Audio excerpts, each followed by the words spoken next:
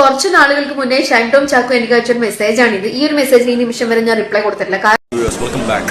Actually ഞാനിന്ന് വന്നത് ഷൈൻ ടോം ചാക്കോനെ കുറിച്ചും അവരുടെ ഫിലിം ഇൻഡസ്ട്രിയെ കുറിച്ച് രണ്ടെണ്ണം പറയാൻ വേണ്ടിയാണ്. സോ ഇവനൊക്കെ എന്ത് മങ്ങത്തൊലി കാണിക്കുന്നത് ഗൈസ്. ആക്ച്വലി ഒരു പെണ്ണിനോട് ലൈക്ക് പബ്ലിക്കായിട്ടായാലും പേഴ്സണൽ ആയിട്ടായാലും പല രീതിയിൽ ആക്ടേഴ്സ് യൂസ് ചെയ്യുന്ന പല രീതിയിൽ ഡ്രഗ്സ് യൂസ് ചെയ്തതിന്റെ റൂമിൽ വെച്ചോ വീട്ടിൽ വെച്ചോ എന്തുകൊണ്ട് മങ്ങത്തൊലി ചെയ്തത് അതെന്ന് വെച്ചാൽ ബാക്കിയുള്ളവർ ഡിസ്റ്റർബ് ചെയ്യേണ്ട ആവശ്യം എന്താണ് ഇവർക്കുള്ളത്. സോ ഇപ്പോൾ ഷൈൻ ടോം ചാക്കോ അതുപോലെ തന്നെ ഷെയ്നകം ശ്രീനാഥ് ദാസ് ഇവർക്കൊന്നും ഡ്രഗ്സ് ഇല്ലാതെ പറ്റില്ല. ഇവരൊക്കെ തിന്ന് വളർന്ന് മുലപ്പാൽ കുടിച്ച് ജീവിക്കുന്നതിന് പകരം ഡ്രഗ്സ് തിന്നവന്മാർ ജീവിച്ചെന്ന് തോന്നുന്നു. ഇവരൊക്കെ വീട്ടിൽ ഡ്രഗ്സ് ആയിരിക്കും കലക്കി കൊടുത്തിട്ടുണ്ടാവുക മുലപ്പാലിന് പകരം. സോ ഇവനൊക്കെ എന്ത് മാങ്ങത്തൊലി ഇവിടെ കാണിച്ചുകൊണ്ടിരിക്കണമെന്ന് എനിക്കറിയില്ല. സോ ഇതിൽ പല പെൺകുട്ടികളൊക്കെ പുറത്ത് വന്നിട്ടുണ്ട്. ഇവർക്ക് അയച്ച പേഴ്സണൽ ചാറ്റും കാര്യങ്ങളൊക്കെ കാണിച്ചുകൊണ്ട് വരുന്നുണ്ട്. അതുപോലെ മസ്താനിക്ക് വരെ ഒരു ഇന്റർവ്യൂവിൽ പറഞ്ഞിട്ടുണ്ട് ബോഡി ഷേമിങ്ങിനെ കുറിച്ച് വളരെ ബാഡായിട്ടാണ് ആക്ടർ ഷൈൻ ടോം ചാക്കോ കാണിച്ചുകൊണ്ടിരിക്കുന്നത്. ഹോട്ടലിൽ നിന്ന് ഇറങ്ങി ഓടി അത് ഫിലിം ഇൻഡസ്ട്രിയിലൊരു ഷൂട്ടിങ്ങിന്റെ ഭാഗമായിട്ട് ചാടിയതെന്നൊക്കെയാണ് ആൾ പറഞ്ഞത്. പക്ഷെ അറസ്റ്റ് ആയിട്ടുണ്ടല്ലോ. സോ ഇപ്പോൾ ഓൾറെഡി ഹേമാക്കാൻ പറ്റി കഴിഞ്ഞു. അന്നൊന്നും കാര്യങ്ങൾ തെളിയിക്കാൻ കഴിഞ്ഞില്ല. ഇപ്പോൾ ഫിലിം ഇൻഡസ്ട്രിയിൽ ഇതുപോലെ ചോദിക്കുന്ന ഒരുപാട് പേരുകൾ ഇപ്പോൾ മലയാള ഫിലിം ഇൻഡസ്ട്രിയിൽ ഉണ്ടാവുന്നുണ്ട്. സോ ഇങ്ങനെയുള്ള കാര്യങ്ങൾ ഒരുപാട് നടക്കുന്നുണ്ട്. സോ ഇതുകൊണ്ട് പുതുമുഖങ്ങൾക്ക് സിനിമയോടുള്ളൊരു ഇൻട്രസ്റ്റ് കുറഞ്ഞുകൊണ്ടിരിക്കുകയാണ്. എനിക്ക് ഫിലിം ഇൻഡസ്ട്രിയിൽ ഒരുപാട് ഇൻട്രസ്റ്റ് ഉണ്ടായിരുന്നു.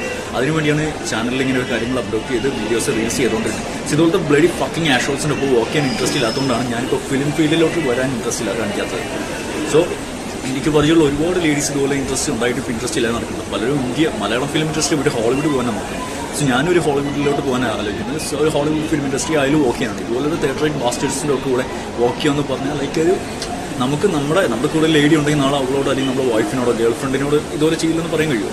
സോ ഇവിടെ എന്തുകൊണ്ടാണ് മലയാള ഫിലിം ഇൻഡസ്ട്രിയിലൊക്കെ കയറി തുടങ്ങാൻ പോലീസിനും ഗവൺമെന്റിനും എന്തിനൊരു പേടിയില്ല? എത്രയോ പേര് ഇനിയും ഉണ്ട്. ഇവർക്ക് ബാക്കിയുള്ള ഹോസ്റ്റലിലും കോളേജിലൊക്കെ കയറിയിട്ട് ഡ്രഗ്സ് അവൻ്റെയൊക്കെ പോക്കറ്റിൽ അണ്ടർവെയറിൽ ഒരു തപ്പം കഴിഞ്ഞിട്ടും ഇവിടെ കയറി ഇവൻ്റെയൊക്കെ മടിക്കുത്തി കയറി തപ്പാനുള്ള ധൈര്യം ഇവിടെ ആർക്കെങ്കിലും. സോ ഞാനാണെങ്കിൽ എല്ലാവരും ചോദിക്കും നീയൊക്കെ എന്താണ് എന്തെങ്കിലും വീഡിയോ ചെയ്ത് ലൈവായിട്ട് കാര്യം തെറി പറഞ്ഞിട്ടുണ്ടെങ്കിൽ നേരിട്ടൊന്നും പറയാൻ കഴിയില്ല. നേരിട്ട് പറഞ്ഞിട്ട് എന്ത് വിലയാണുള്ളത്? അത് എത്രയോ പേര് പറഞ്ഞിട്ടുണ്ടെങ്കിൽ വർഷങ്ങളായിട്ട് എന്തെങ്കിലും വാങ്ങത്തുള്ള എന്തെങ്കിലും കാര്യങ്ങൾ നടക്കുന്നുണ്ടോ? ഇവനൊക്കെ തല്ലിക്കുന്നവരുടെ വായി തെറി വരുന്നുണ്ട്. കേട്ടുകൊണ്ട് കുറേ ലേഡീസും ഫിക്സ് ചെയ്തിരിക്കേണ്ട ഒറ്റ കാരണം കൊണ്ട് മാത്രമാണ് ഞാൻ ദൈവം പറയാത്തത്. എടാ നിനക്കൊക്കെ എന്തിൻ്റെ കുഴപ്പമാണ്? എന്തിൻ്റെ ഇവനൊക്കെ എന്ത് കാണിച്ചിട്ടാണ് ഇങ്ങനെ ഉണ്ടാക്കിക്കൊണ്ടിരിക്കുന്നത്? ബാക്കിയുള്ളവർക്കൊക്കെ ഉണ്ടാക്കിക്കൊണ്ടിരിക്കുന്നത്.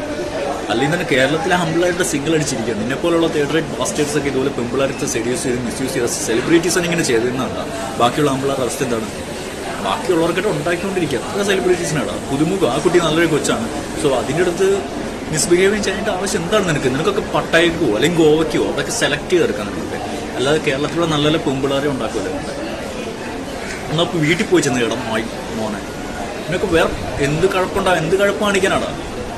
ചൊറിയുന്നുണ്ടെങ്കിൽ മുരിക്കുമരത്തിൽ കയറുന്ന ആട്ട്. അപ്പം നിന്റെ എല്ലാ മുളത്തരം അവിടെ അങ്ങ് തീരും.